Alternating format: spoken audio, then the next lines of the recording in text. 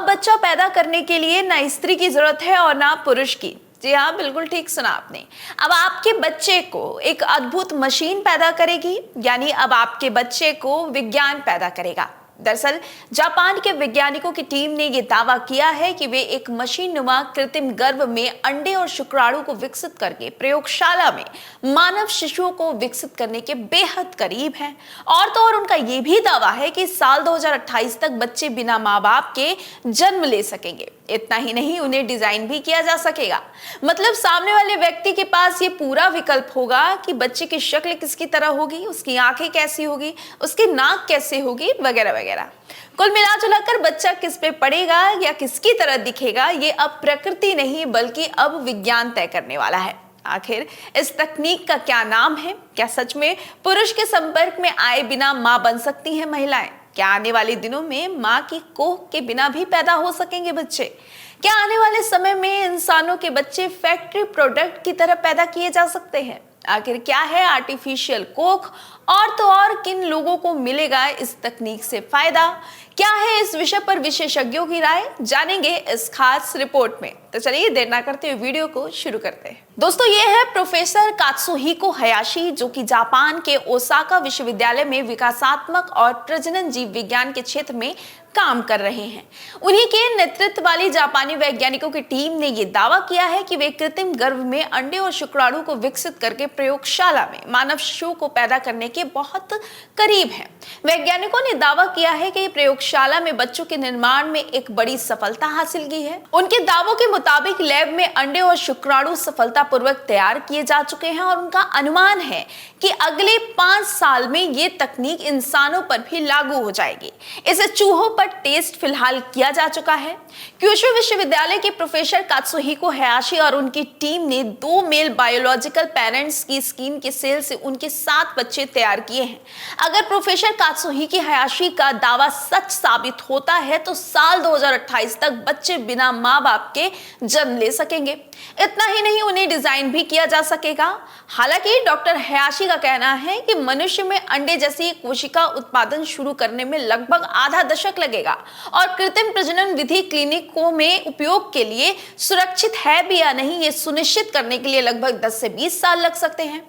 Professor कात्सुहिको के अनुसार इस तकनीक का एक महत्वपूर्ण लाभ ये भी है कि यह किसी भी उम्र की महिलाओं को गर्भधारण करने और बच्चे पैदा करने में सक्षम हो सकती है। बता दें कि प्रयोगशाला में मानव शुक्राणु और अंडों को विकसित करने के लिए अपनाई जाने वाली पद्धति को इन विट्रो गैमेटोजेनेसिस के रूप में जाना जाता है। दरअसल इन विट्रो गैमेटोजेनेसिस एक तकनीक है जिसमें शरीर के बाहर अंडे और शुक्राणु बनाए जाते हैं। ये एक सहायक प्रजनन तकनीकी है जिसमें पुरुष की त्वचा की कोशिकाओं को अंडे में बदला जा सकता है और महिला की त्वचा की कोशिकाओं को शुक्राणु में बदला जा सकता है। आसान भाषा में समझे तो जल्द ही ऐसी तकनीकी आएगी जिसमें पुरुष या महिला के शरीर के किसी भी पार्ट का प्रयोग करके एक बच्चे को जन्म दिया जा सकेगा, जैसे कि बाल, नाखून, ब्लड वगैरह वगैरह। इस शोध के पूर्णतः सफल होने के बाद 2 पुरुष इन विट्रो गैमेटोजेनेसिस उपयोग से पिता बन सकते हैं। हालांकि इस शोध को लेकर चिंताएं भी जताई जा रही हैं। यह भी अंदेशा जताया जा रहा है कि बाल या त्वचा के टुकड़े का उपयोग करके इच्छा के विरुद्ध लोगों को बच्चा पैदा करने के लिए मजबूर भी किया जा सकता है। एक्सपर्ट का कहना है कि अगर ऐसा करने में कामयाबी मिलती है तो ये आर्टिफिशियल कोख की ओर एक बड़ा कदम होगा। अगर ये तकनीक सफल होती है और इससे सुरक्षित, प्रभावी और समाज में स्वीकार्यता मिलती है तो ये कई लोगों के लिए वरदान साबित हो सकती है। ये उन कपल के लिए मददगार हो सकती है जो किसी कारणवश संतान पैदा करने में सक्षम नहीं है। साथ ही ये समान लिंग वाले जोड़ों को भी बायोलॉजिकल बेबी का सपना साकार कर सकते हैं। देखा जाए तो वैज्ञानिकों के इस दावे ने कई सवाल भी खड़े कर दिए हैं कि क्या सच में बिना स्त्री पुरुष के बच्चे पैदा करना सही होगा? क्या यह प्रक्रिया समाज में परिवार की पारंपरिक अवधारणा, यानी वो विश्वास जो सदियों से समाज की नींव रही है और पीढ़ी दर पीढ़ी आगे बढ़ती रही है, क्या ये तकनीक सब कुछ बदल देगी?